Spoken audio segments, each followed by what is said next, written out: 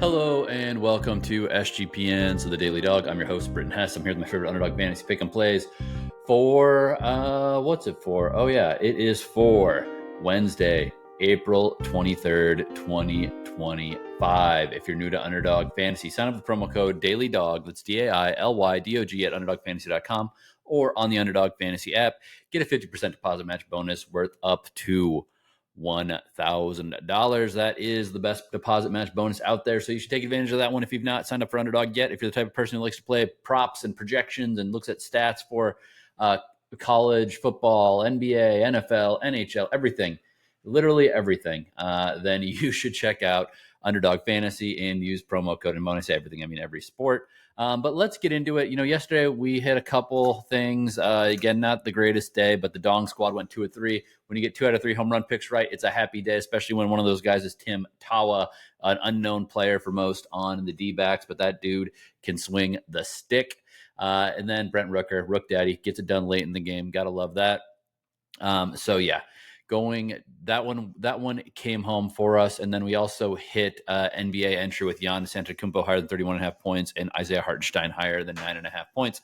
So not a bad day, not the best day. It could have been better, but we'll try to improve on it with today's entries. All right, per usual, we're going to start out with MLB Major League Baseball. Entry number 1, Gunnar, Henderson higher than 1.5 hits, runs, and RBIs.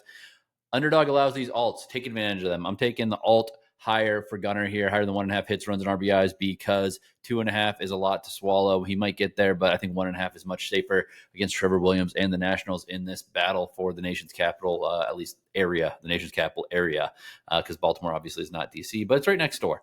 And then taking Yordan Alvarez higher than 1.5 hits, runs, and RBIs. Yordan can't hit home runs anymore, but he can still get on base, still drive guys in.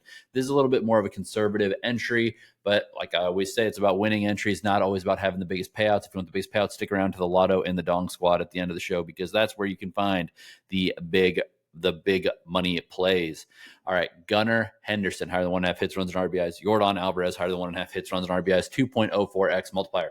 MLB entry number 2, Yandy Diaz of the Tampa Bay Rays higher than 6.5 fantasy points. I just do not think Eduardo Rodriguez is that good of a pitcher. I don't think that. I think Yandy Diaz has done just fine against him in the past. I think that it's going to continue. 6.5 fantasy points gives you lots of options here. So give me Yandy Diaz higher than 6.5 fantasy points. I'm going to take that one. This next guy is vibes only. Zach Neto higher than 1.5 hits, runs, and RBIs. He missed a lot of the early part of the season due to injury. Neto is a really awesome young shortstop. They're moving him to the top of the order. He used to be batting back of the order last year for the Angels. Now he's at the top of the order. Against Heaney and the Pirates, I think Neto is going to get on base. I think he's going to score. I think he could drive some in. So I think that Neto is a great spot here. Vibes-based. This one's not analytics. I just think Neto is going to do fine against this Pirates pitching staff. So Yandy Diaz higher than 6.5 fantasy points, and Zach Neto higher than 1.5 hits, runs, and RBIs. All right, let's get into NBA entry number 1. We are going to take Payton Pritchard higher than 11.5 points for the Boston Celtics. Obviously, Jason Tatum not playing. I'm 99% sure Jason Tatum's not playing. That means that Payton Pritchard's going to have more shots available. Obviously, he can get hot from 3. He can score. He can get foul shots.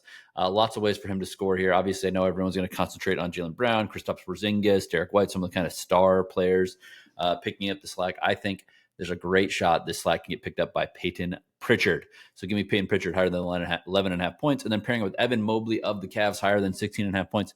Too low for him. He's a guy who can go for 20 plus on any given night. I think that 16.5 in a playoff game at home is way too low for Evan Mobley.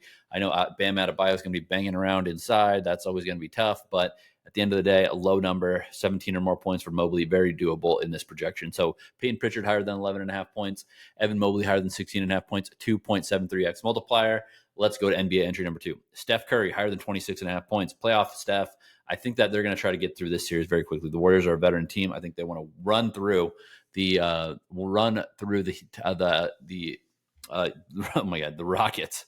The Rockets are very good, obviously, but they're not as experienced in playoff ball as Steph Curry and this Warriors squad. Give me Steph Curry higher than 26.5 points. Jarrett Allen of the Cavs higher than 10.5 boards. He's a board machine. He's going to be in there banging around with Bam Adebayo. Give me Jarrett Allen higher than 10.5 points or 10.5 rebounds. Sorry, not 10.5 points. Higher than 10.5 rebounds for Jarrett Allen. with Steph Curry higher than 26.5 points. That gets you a 2.79x multiplier. NHL entry number 1. If it ain't broke, don't fix it. I'm taking Alex Ovechkin higher than 0.5 goals against the Montreal Canadiens. I think Ovi is a prime candidate to score because he's the greatest scorer in NHL history. He's been in plenty of playoff games. He's won the cup. I think he scored important goals in the game 1. I think game 2, it's not going to change. I think he is going to get that puck in the back of the net and light the lamp. Pairing that with Matt Duchene of the Stars higher than 0.5 points as they travel up to Denver. You're getting a flat multiplier on Duchene to get a point. Kind of insane for the amount of points that this guy scored during the regular season. I know that this does not project to be a high-scoring game, but again, if there's 2 goals for the Stars, it's an extremely high probability Matt Duchene is involved in one of them, whether that is scoring it himself or getting an assist. So give me Alex Ovechkin higher than 0.5 goals, Matt Duchene higher than 0.5 points, 3.36x multiplier. NHL entry number 2 is a little bit more conservative. We're going to take Anze Kopitar higher than 0.5 points. It was a really high-scoring game against the Oilers in game 1. I think that Kopitar can get on the score sheet here with a goal or an assist. Pairing that with Nick Suzuki from that Canadiens Capitals game, I'm taking Suzuki higher than 0.5 points, 2.19x multiplier. As I said, this is a conservative one, but at the end of the day, it's about winning. It's not about having the biggest entry or biggest number next to every single entry. Let's get into the pitchers. Oh, by the way, I think that I'll go just talk about those games. I do think that it could be a little bit hairy for the Kings here. I think the Kings should win this game, but it's very tightly lined for a reason. And the momentum that the Oilers ended at game 1 with is kind of scary if you're a Kings fan like me. So that could be a little bit hairy. I do think that we could get a 3-4 game, 3-2 game here. Both teams should score multiple goals in this game. I don't think Kemper's regular season form is going to hold up, and I always expect lots of goals to be allowed by these goaltenders from the Edmonton Oilers. And then again, the Canadiens against Caps. Canadiens, I think, are going to play tough every single game. I just don't think they have enough gas in the tank. I don't think they have enough juice to get by the Capitals. The Capitals are very underrated despite it being one of the best teams in the regular season.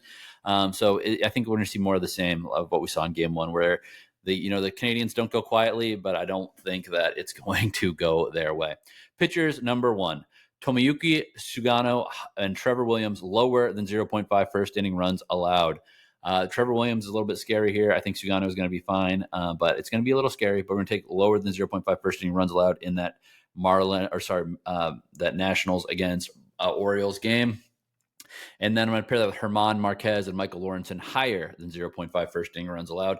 Marquez has had an atrocious start to the season. Lorenzen, I don't know what you think about him, but I think that he is a warm body at a pitcher position. He obviously peaks and has some great games here and there, but generally speaking, it's not anything too special, nothing too exciting with him on the bump. I do expect a first inning run there after a slow start for both offenses yesterday. That is a 3x multiplier with Sugano and Williams lower than 0.5 first inning runs allowed, and Marquez and Lorenzen higher than 0.5 first inning runs allowed. Pitchers entry number 2, Taj Bradley versus Eduardo Rodriguez. Higher than 0.5 first inning runs allowed between those two gentlemen in Arizona. Braves pitcher Taj Bradley, he actually peaks at times, but overall I don't really love him. And then Eduardo Rodriguez, I just don't trust at all. I think that these lineups can get work done early in this game, so higher than 0.5 first inning runs allowed for the pitchers in that game between the Rays and the Diamondbacks. And then in pitchers number 2 entry, the second one is going to be Freddie Peralta plus Logan Webb, lower than 0.5 first inning runs allowed. Logan Webb, awesome pitcher. Freddie Peralta, awesome pitcher, having an awesome season. I just don't think I think both these offenses are going to start a little bit slow here. So give me Freddie Peralta plus Logan Webb lower than 0.5 first inning runs allowed. That's a 2.58x multiplier. Lotto entry number 1, Steph Curry higher than 0.5 games high score. That means he's going to have the most points in this game between the Warriors and the Rockets. Yes, please sign me up. If you can bet on Steph performing in the playoffs, or you can make picks on Steph performing in the playoffs, you should probably take it. So I'm taking Steph Curry higher than 0.5 games high score. Quentin Byfield of the Kings higher than 0.5 goals, and O'Neal Cruz of the Pirates higher than 0.5 stolen bases. I think there's plenty of goals available for Byfield and the Kings here, so Byfield should get 1. And then, as I said, I think that we're going to get the stolen base from the man, the myth, the legend, O'Neal Cruz. Dong squad, nothing too fancy here. Going Brent Rooker again. Tim Tawa, again, Mike Trout, put Mike Trout in there. 134.16x multiplier. If it goes, if you flex it, which I recommend flexing it, we're going to go 67.08x / 9.68x. If it goes 2 out of 3, went 2 out of 3 yesterday, that pays for at least 5 more Dong Squad entries. So let's keep it going. Obviously, don't get too crazy on the Dong Squad. You should flex it. Good luck on your picks. Let's make some money today.